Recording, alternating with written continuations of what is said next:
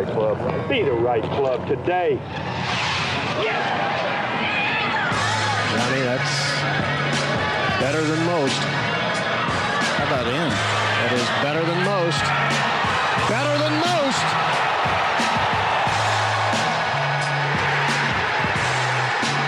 Expect anything different? Ladies and gentlemen, welcome back to the No Laying Up podcast. Solly here. I am taking a week off. I am going to be throwing it to our guy, Kevin Van Valkenburg, here shortly. He is going to be essentially reading his Viktor Hovland piece from several months ago with some updates and some mixtures in there as well. But we're working on making more of his writing into these long form audio pieces. In case you missed it, or in case you want to be refreshed on it, from a few months ago and everything, as we are into the Tour Championship this week, it was an interesting topic for him to cover. I want to give a shout out to our friends at Doer. I've been reaching for the Doer pants.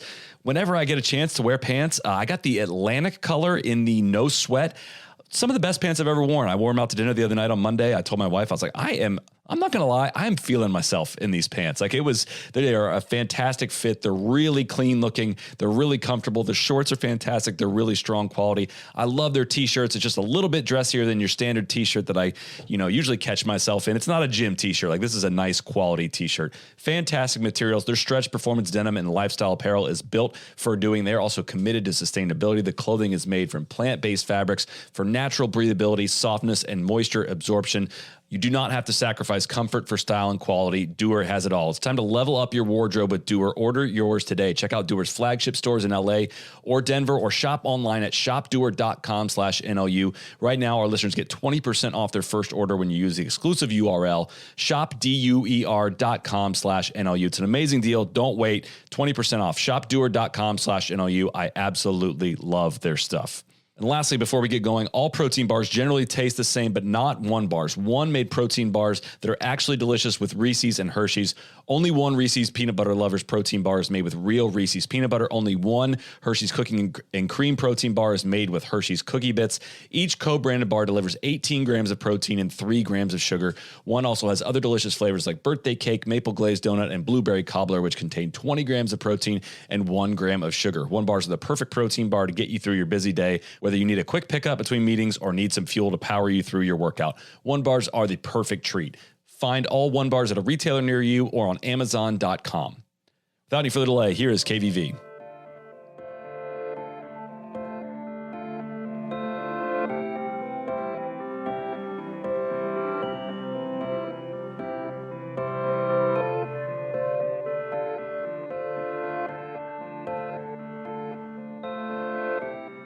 Everyone was nervous. The players, the caddies, the fans. There was an energy in the air that day, the kind that only a Ryder Cup can produce. Thousands of Team Europe supporters had surrounded the first green, many of them dressed in vibrant costumes and donned war paint on their faces. They wanted to erupt, but for the moment, it was quiet. Everyone's eyes were locked in on Viktor Hovland. Ludwig Åberg had flared his approach in Europe's foursomes match against Max Homa and Brian Harman, and now Hovland was facing the kind of short game shot that used to cripple him. He was still carrying some mental scar tissue from his first Ryder Cup at Whistling Straits, when he didn't chip well and let a partisan American crowd get to him. But this was nightmare fuel. The ball was sitting on the tightest possible lie, practically on the green. If he was going to chip it or pitch it, he'd need to land the ball at the crest of a ridge and use spin to get it close to a tucked right pin. I was standing a few feet away, notebook in hand, studying Hovland's face. I had come to Italy to cover the Ryder Cup, but in the back of my mind, I was also determined to shadow Hovland as much as I could. He had just won the FedExCup the month before and had emerged as one of the best, if not the best, player in the game. I wanted to understand what made him tick. "We're all so nervous," Max Homa told me later. He too was studying Hovland.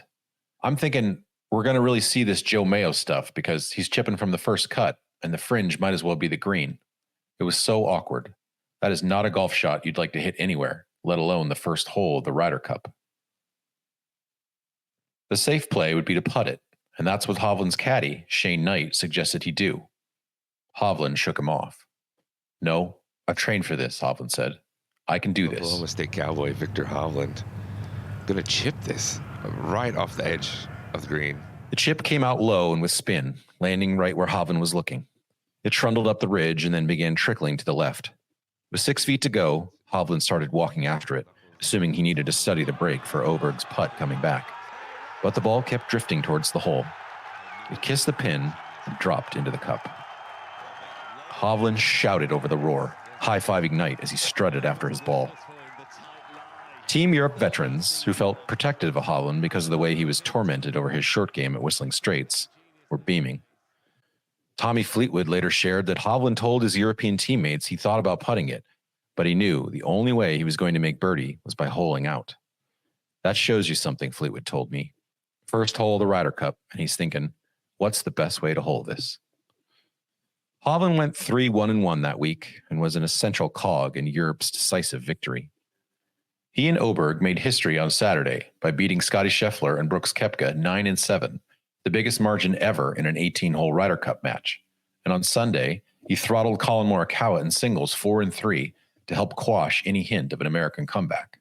It felt like golf's newest superstar had just grabbed the reins of the sport. He just won the FedExCup, contended in multiple majors, and was a star of the Ryder Cup.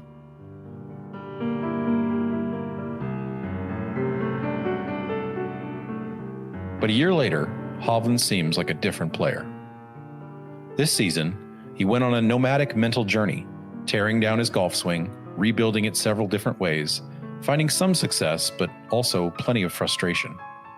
He missed the cut at 3 majors, had just 1 top 10 during the regular season, and along the way, he cycled through a handful of swing coaches, eventually returning to the place where he started. He says he feels like he's on the right path to finding his old swing patterns, but he's admittedly not sure how long it will take to feel like his old self. On the eve of the Tour Championship, the event where he shined brightest a year ago, it's hard not to wonder, what happened?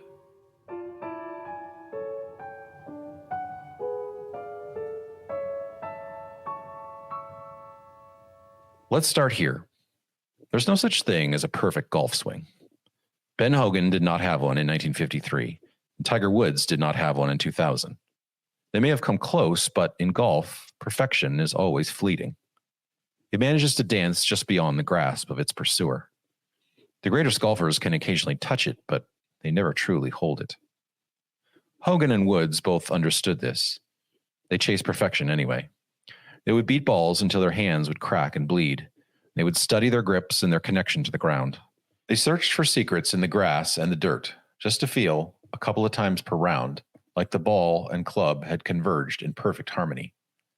Viktor Hovland may not have their golfing resumes, but he appears to be similarly wired. He is a deep thinker and frequent tinkerer. He craves information, and not just about golf, but about science and aliens and conspiracies. When he gets curious about a subject, he likes descending down a YouTube rabbit hole in search of more. According to people who have worked closely with him, the things that make Hovland unique and feed some of his genius can also work against him at times. He is manic about his work ethic, his prep, his diet, and his process. He is also, in the words of one person who knows him, one of the most stubborn people alive. On any given day, Hovland's goal is to consume as much information as possible, then sort through what he likes and apply it to his own game. He has been this way ever since he was a teenager growing up in Oslo, Norway. When I approached Hovland in January at the Pebble Beach Pro-Am to ask if he'd talk about his unique way of thinking about the golf swing, he demurred, asking if I could reach out through his agent instead. I didn't know it at the time, but he was already feeling anxious about some swing changes he was working on and starting to feel lost. He was reluctant to let anyone see behind the curtain. At this year's Masters, Hovland answered a few questions about the origins of his swing theories. I just remember growing up and loving the game of golf and just started getting on YouTube and Googling stuff, Hovland said. I found a couple of guys that I liked, and then I started to learn what they teach and how they teach. Then that leads me to another guy. I start reading his stuff and see how that contradicts with the other guy, or maybe he has a different take on things.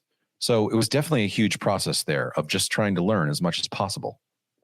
What is indisputable about Hovland is that he played some of the best golf of anyone in the world in 2023. For the season, he won 3 times, had 2 top 10 finishes in majors, won 2 PGA Tour playoff events, and then was the star of the Ryder Cup. That season, however, still left him wanting.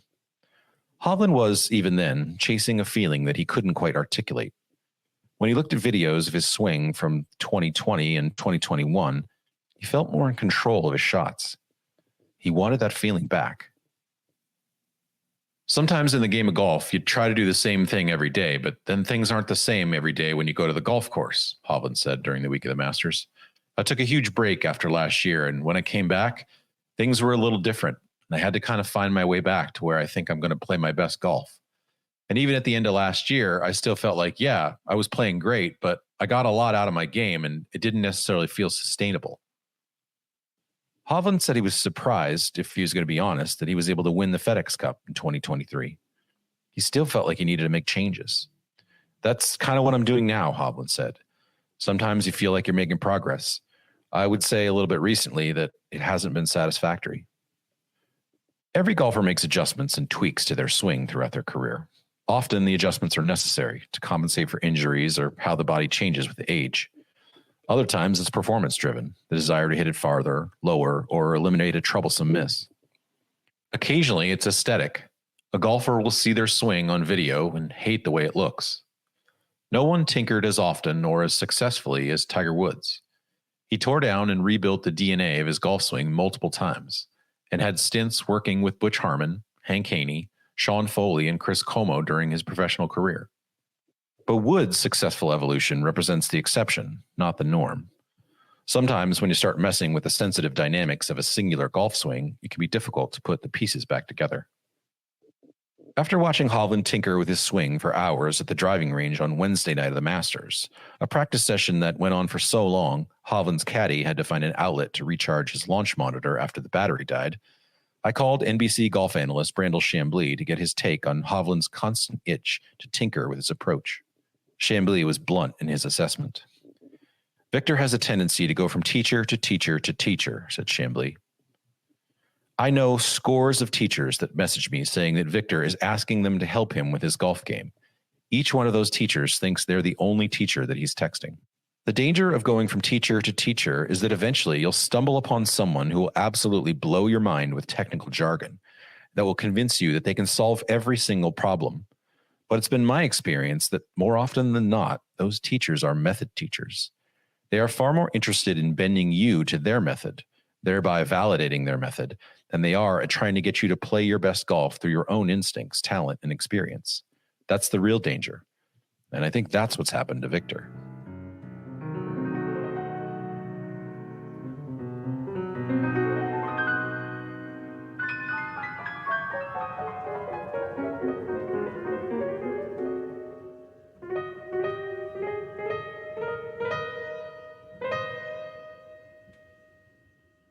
To understand how Hovland could go from playing the best golf in the world to failing to break 80 at the Masters in a matter of months, it helps to understand the climb that got him to the summit of his game in the first place. The way he fell in love with golf in Oslo has been well chronicled.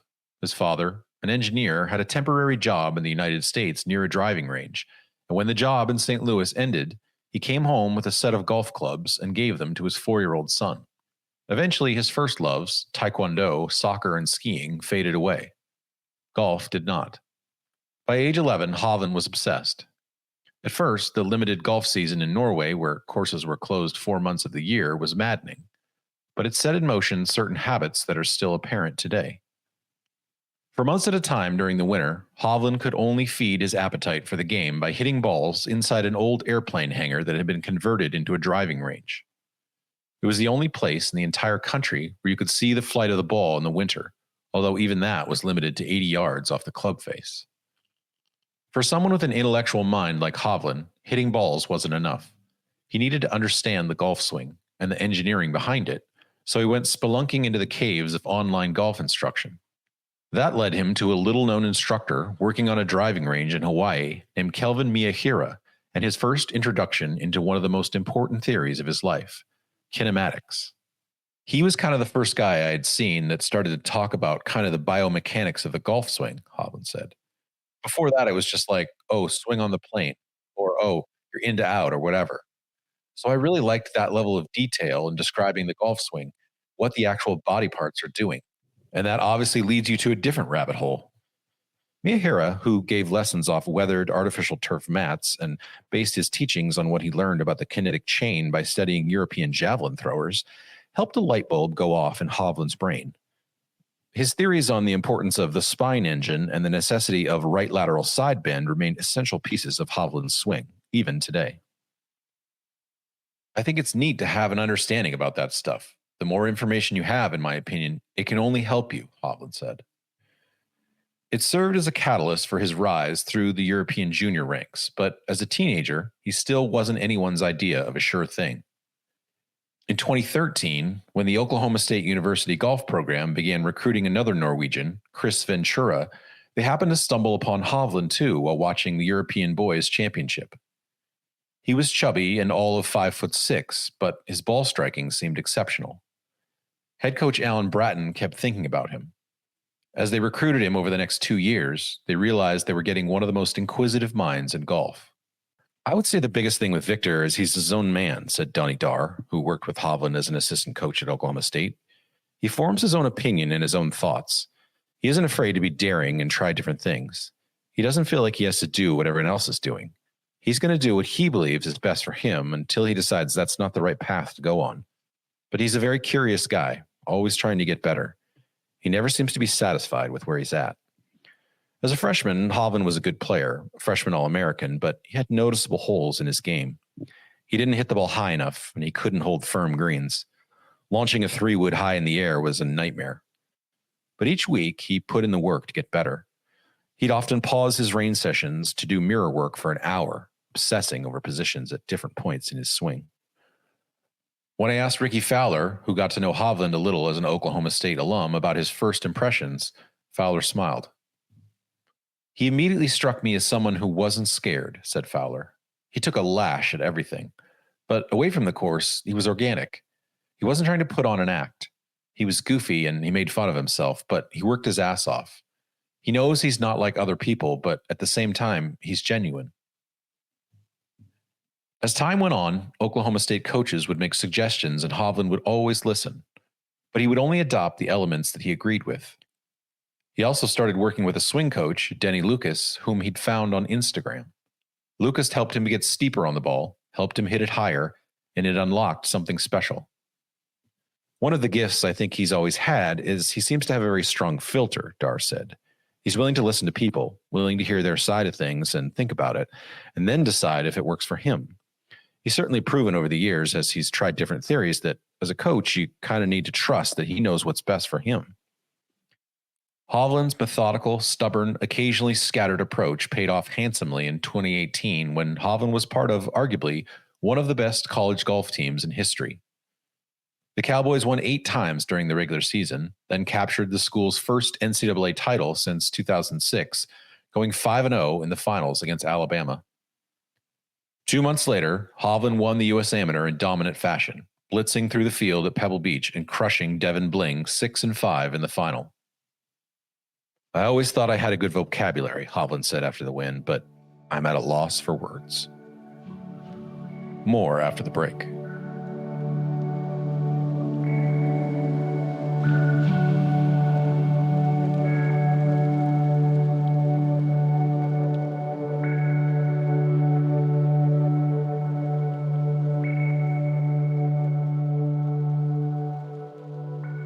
Line up your first win when you bet the PGA Tour on FanDuel, America's #1 sportsbook. You'll get started with $200 in bonus bets guaranteed when you place your first $5 bet. The Tour Championship, always a tricky one to look into with the staggered start, Scotty's big lead, all that stuff. He's never been able to close one of these. I think he's going to do it. It's also just a really interesting board to play because of how many possibilities there are for guys to move up, down, and the staggered start just really makes things interesting. Check out live PGA Tour bets like longest drive, round leaders, matchups, birdie or better, and more. Plus, track every shot live in the app and watch select par 3 holes while you place your bets. Just visit FanDuel.com/NLU and get $200 in bonus bets. FanDuel, official betting operator of the PGA Tour. Must be 21 and older, 18 and older in DC and present in select states. Gambling problem, call 1-800-GAMBLER. Visit rg-help.com. First online real money wager only. $5 deposit required. Bonus issued as non-withdrawable bonus bets which expire 7 days after receipt. Restrictions apply. See terms at sportsbook.fanduel.com. Back to KBV.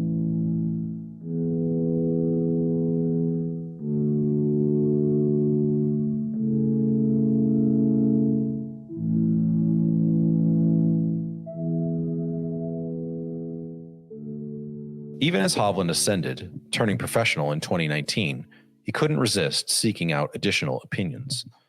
One of them was Joseph Mayo, a teaching professional working at the time in Las Vegas who had built up a large and devoted following on social media under the handle Trackman Maestro. Mayo received a message from Hovland in October that year, asking if he could take a look at his swing. He came out to see me at TPC Summerlin, and I watched him hit balls, Mayo said. He was putting on a ball-hitting exhibition. It was simply incredible. We went back to my house that evening, and I had a few cocktails, and I kind of got a little loose-lipped. I looked at him point blank, and I said, I will not be your golf instructor. You don't need a golf instructor. If you want to come to Vegas and play poker and hang out and drink some bourbon, then I'm your guy. But we're not going to do golf instruction because you don't need it. Hovland thanked Mayo for his candor, but the pep talk didn't stop him from shopping around for additional opinions. He knew he needed work, particularly on his short game. His driving and ball striking were masking some of his deficiencies around the green, but his full swing was so good, even the best players in the world were taken aback when they saw it in person. I think the thing that struck me about Viktor was that he was very sure of himself, said Rory McIlroy when I asked for his first impressions. When I think about myself in my early 20s, I was so self-conscious. I was so awkward and didn't know at all what I wanted. Viktor seemed so sure of himself. The chipping, however, was a problem. Even after Hovland won his first event as a professional, the Puerto Rico Open, he saw no reason to pretend otherwise. At that point, he was ranked 230th out of 231 players on the PGA Tour in strokes gained around the green, and nearly threw away the win after two disastrous chips led to a triple bogey on the 11th hole of the final round. I just suck at chipping, Hovland said in his post-round interview. I definitely need to work on my short game, and I was 100% exposed there on that hole. He went to see legendary swing coach Pete Cowan after his first win in Puerto Rico, and Cowan tried to teach him to open the club face more and use the bounce on his wedges, but the technique didn't really take. Eventually, Hovland sent some videos of his swing to Jeff Smith, another teaching professional working in Las Vegas with a large online following at Radar Golf Pro. They'd met once when Hovland asked for some thoughts on his putting stroke. Initially, he was looking for some direction in his full swing, Smith said in an appearance on the Stripe Show podcast with Travis Fulton. I met with him and we did some work together. He kind of gave me an opportunity to get familiar with how he moves and what he does in his swing. For me, it became more like, man, you've got it figured out already. That relationship almost immediately bore fruit. Hovland won 3 times on the PGA Tour and twice in Europe over the next 2 seasons. With a win at the Dubai Desert Classic, he climbed to 3rd in the official world golf rankings. He also got into contention for the first time in a major, beginning the final round of the 2022 Open Championship tied for the lead with McIlroy, although he faded to T4 with a 74 on Sunday. Along the way, he continued to build his reputation as one of the more thoughtful, mercurial players in the game. He learned that he liked driving solo from city to city, and he liked visiting museums and looking at paintings with his headphones on. We've talked a bit about conspiracy theories, said Sepp Straka, Hovland's Ryder Cup teammate. I love talking about that, and he loves talking about that. We've talked about aliens, too. He really got into Stonehenge, and I thought he was kidding, but he was really into it. When we were at Wentworth, he drove like an hour to go see it. Hovland wasn't close to many tour players, but he was friendly with everyone. He does things his own way, and that works for him, said Matt Fitzpatrick. I can't speak highly enough of him. In my opinion, he's quite a quiet kid. I've spent a ton of time with him, practice rounds, Ryder Cup dinners, but I wouldn't say I know him, particularly outside of golf. As good as his driving and his ball striking was, his short game remained a glaring weakness. Dozens of stories from that year were written implying Hovland had improved, that his chipping and pitching were no longer a liability, but the statistics told a different tale. At the end of 2022, he ranked 191st on the PGA Tour in strokes gained around the green. In December of 2022, Hovland cold-called Mayo again. He wanted to know if Mayo would be willing to take a look at his swing and offer some thoughts. Mayo's reputation as a short game coach had only grown since they'd last communicated, but Hovland wasn't just looking for short game advice. He wanted a full assessment. He sent me some swings, and within 10 seconds of looking at the first one, I hit redial, Mayo said. I said, what in the world is going on? I didn't like what I was seeing at all, and he didn't like it as well. He was displeased with the way it looked, with what the ball was doing, and I was displeased as well. That was the beginning of us working together. When I initially reached out to Mayo, he was hesitant to talk about the year he and Hovland spent working together. He said he had turned down hundreds of interview requests prior to agreeing to talk to me. But in May of this year, he felt that enough time had passed that he was finally comfortable opening up. In doing so, he wanted to make one thing clear up front. He is extremely appreciative of Hovland, who took him to places he never could have imagined. I thank him for taking me to the highest level, Mayo said. He introduced me to things that I'd never seen before. That's why I'll always say, Viktor Hovland did more for me than I ever did for Viktor. I owe him a debt of gratitude that I can never repay. There's no shortage of theories in golf instruction about the best way to teach the short game. What works for Phil Mickelson and Tiger Woods might not translate well for some golfers, and the same is true of Jason Day or Steve Stricker, even though those four players represent the pinnacle of very different approaches. On YouTube and Instagram, there are 24 coaches promising to teach golfers their secrets, many of them competing for likes, views, and subscribers, with information that can easily blend together if you scroll from one reel to the next. In recent years, the method of teaching players to open the club face and slide the club under the ball, typically brushing or bruising the ground with the bounce of the wedge, has exploded in popularity. Mayo's approach is dramatically different, although he is adamant that he does not force anyone to deploy any particular method. Instead, he uses a TrackMan to show how certain strikes generate spin, and he believes that maximum spin can only be deployed effectively by moving forward during the backswing. Instead of getting wide and shallow, Mayo says, you need to be effectively steepening the club path and your angle of attack into the ball. I don't teach a method, Mayo said. I explain mathematics. Hovland immediately gravitated to the numbers. He liked seeing verifiable data in front of him. Minutes into their first practice session, Mayo says Hovland was hitting crisp, tour-quality short game shots. The commonly held belief that Hovland's full swing approach, particularly the way he bowed his wrist in the downswing, made it difficult for him to chip was nonsense, in Mayo's opinion. He showed Hovland videos of Jordan Spieth, Dustin Johnson, and Brooks Koepka chipping and winning majors. All of them, he pointed out, bow their left wrist in the downswing. The steepest angle of attack that I've ever measured, and I've measured a lot of them, is 17 degrees down, Mayo said. And that was Viktor Hovland hitting a perfect shot. I have never, ever, at any level, had a golfer come to me and say, Joe, I'm a terrible chipper. And then when I put them on the TrackMan, they're 10 or 12 degrees down. You might be out there somewhere with Bigfoot or Loch Ness Monster, but I got a shitload of bad chippers that are 1 degree down, 2 degrees down, or 3 degrees down. The months that followed felt to Mayo like he'd grabbed onto a rocket ship. Hovland finished third at the Players' Championship, then grabbed the opening round lead at the Masters and remained in contention much of the weekend.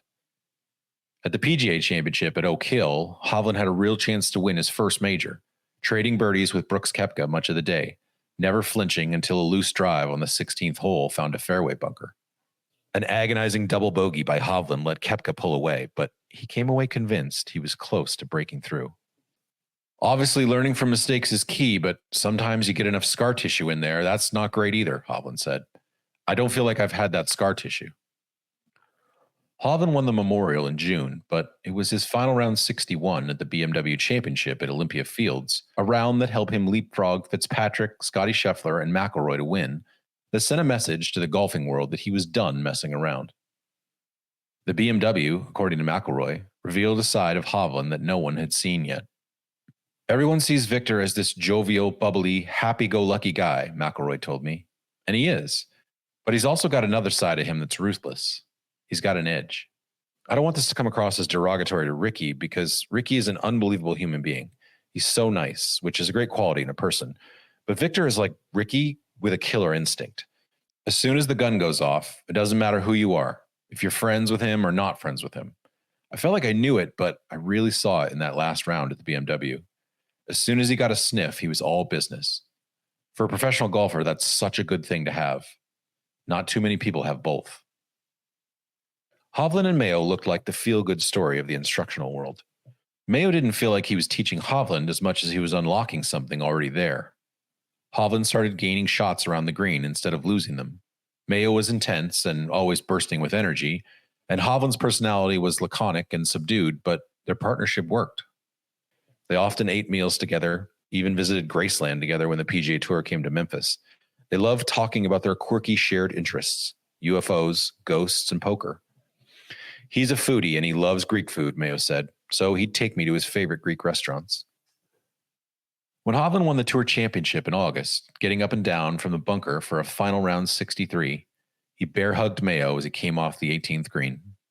"That's when I knew this kid is the best player in the world," Mayo said.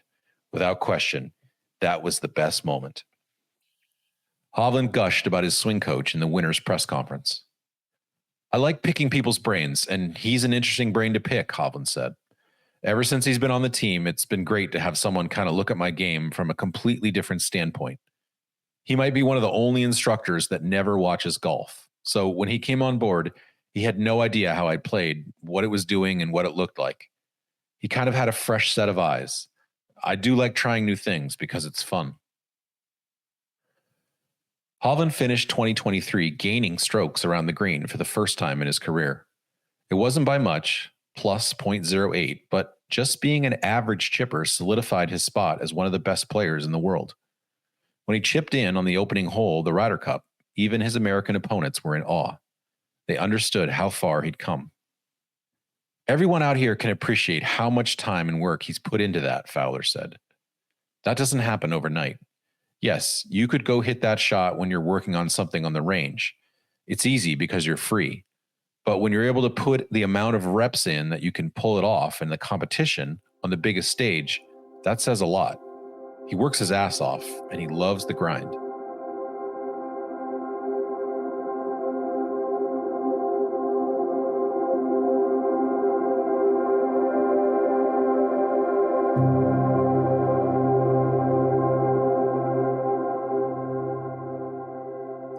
In November of 2023, Mayo says he got a call from Hovland. It was time, Hovland said, for them to part ways. He thanked Mayo for what he'd done, said he wouldn't be the player he was without Mayo's help, but he just wanted to do things on his own. Mayo insists he wasn't upset.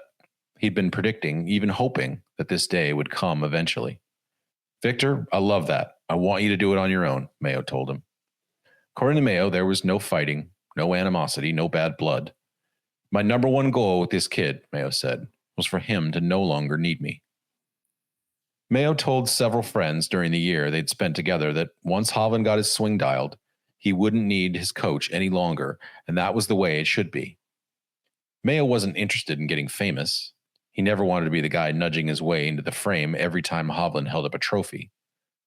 A good teacher, he believed, has succeeded when the pupil feels confident enough to walk alone.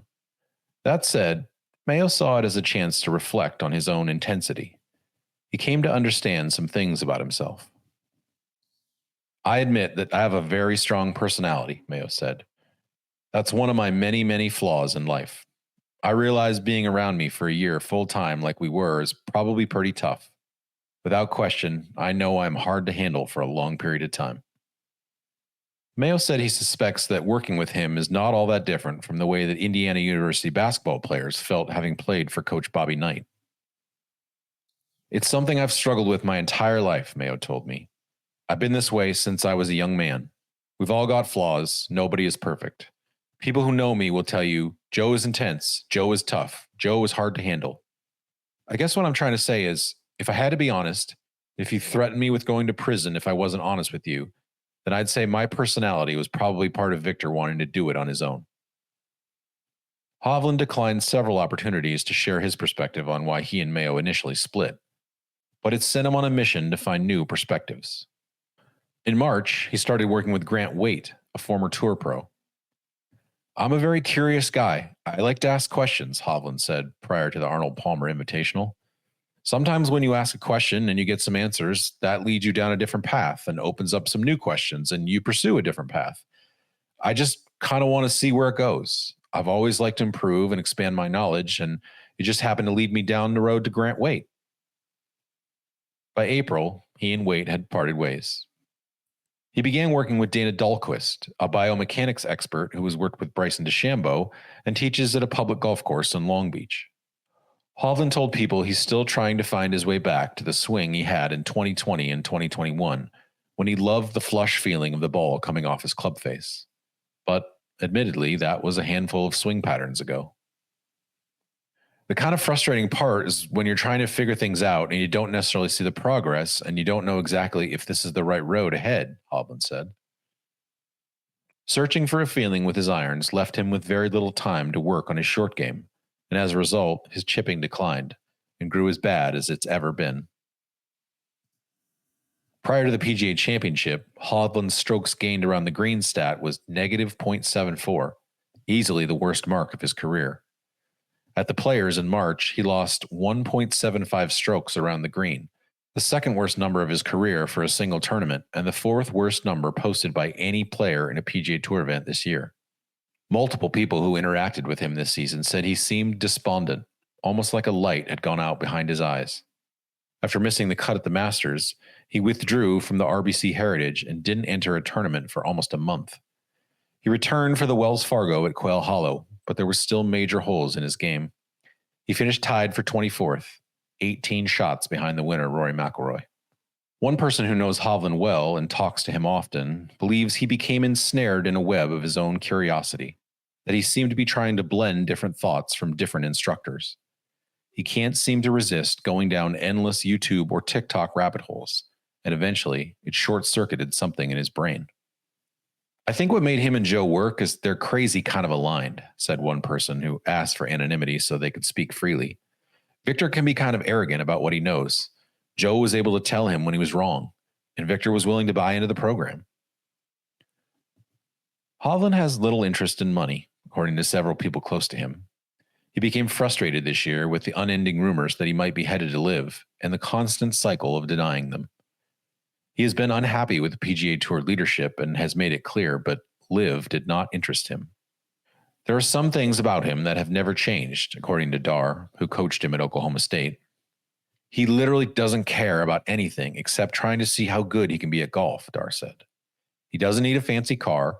He doesn't need a fancy house. He doesn't need things. He's completely driven to see how good he can become.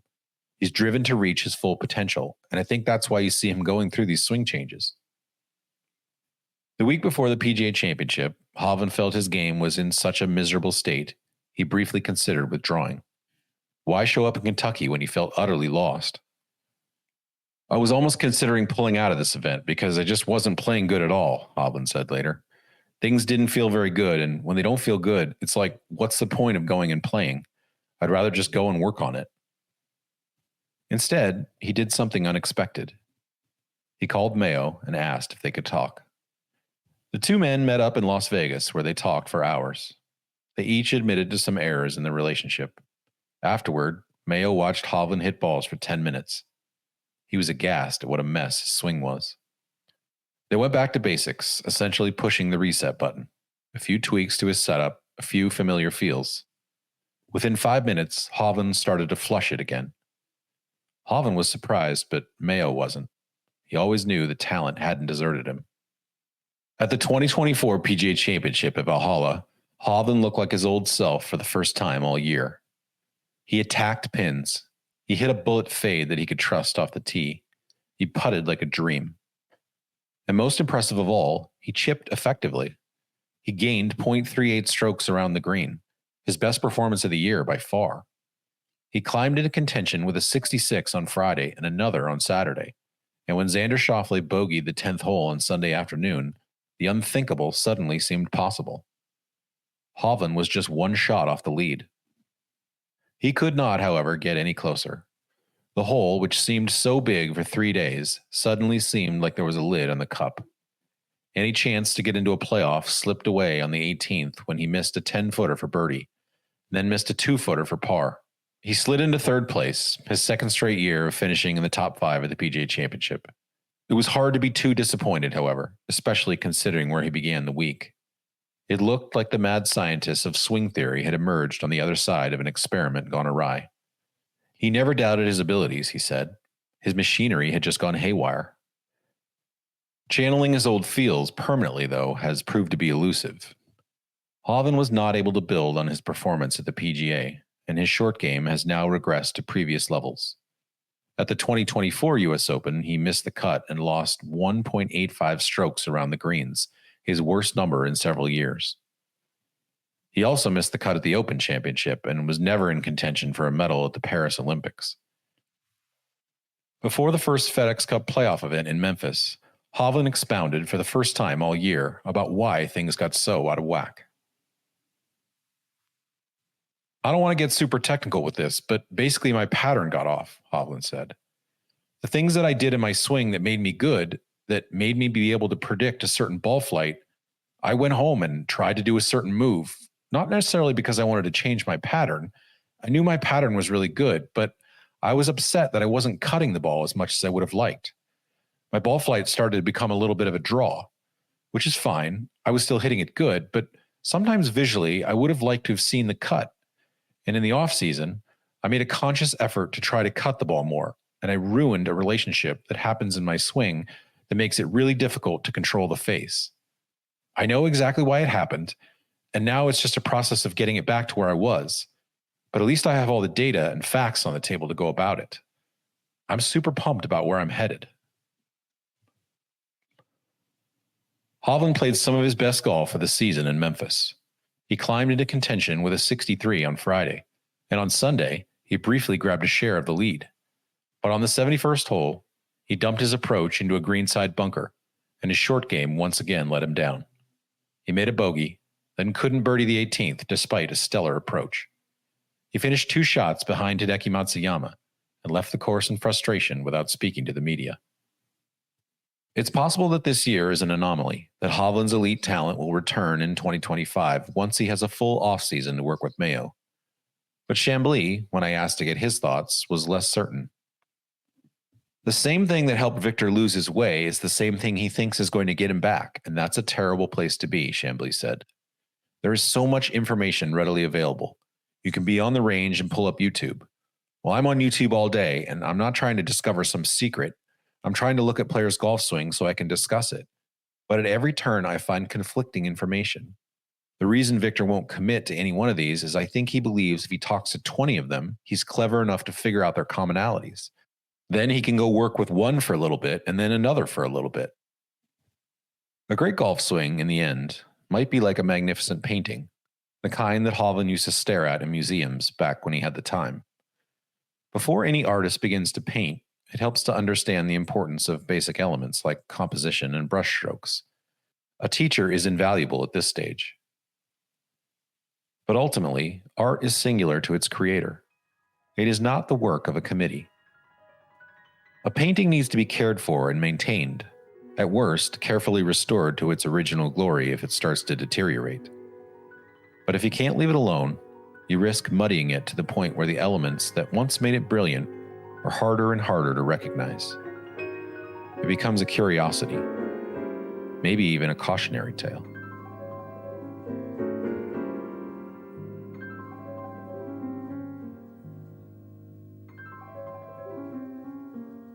Thanks for listening. I'm Kevin Van Valkenburg, Editorial Director at No Laying Up. Email me at kvv@nolayingup.com.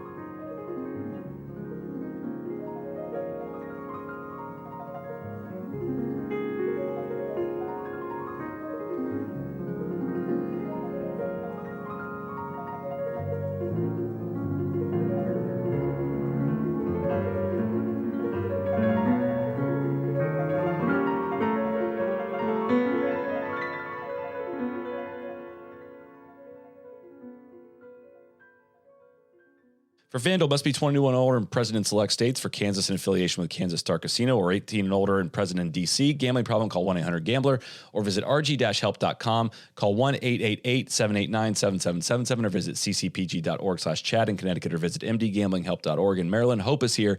Visit gamblinghelplinema.org or call 800-327-5050 for 24/7 support in Massachusetts, or call 1-877-8-HOPE-NY or text HOPE-NY in New York.